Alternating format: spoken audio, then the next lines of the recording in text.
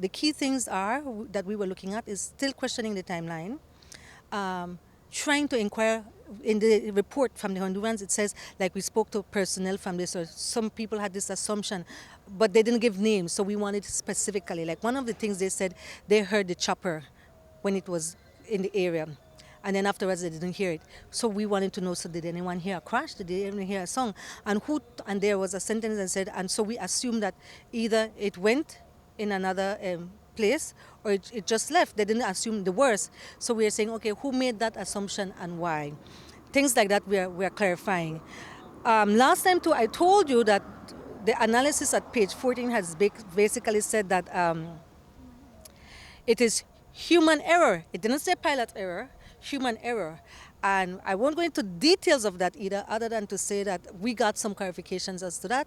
And since then, we've been able to read the report that made us reach certain conclusions and has shown very interesting information that, which when on proper review of that report, it actually speaks more ill of the process protocol and what the military has done, the B.D.F has done, what the Air Wing has done, than against the pilots.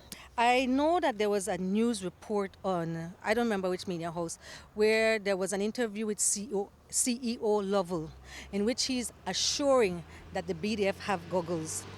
I have here at page 10, at page 11, and I want to read at least one of the pages, the exact wording of what was the finding of the Honduran army. Here what it says. Finding number 3. It was verified in the training records that none of the pilots were certified to fly with night vision visors, since the B.D.F does not have this equipment. It's repeated several times in this report.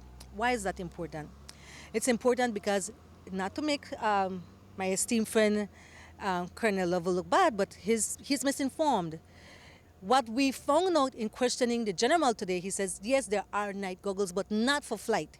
You see, there are different types of night goggles. There's the one that the infantry use, there might be the ones that the Coast Guard use, but these are special night flight goggles.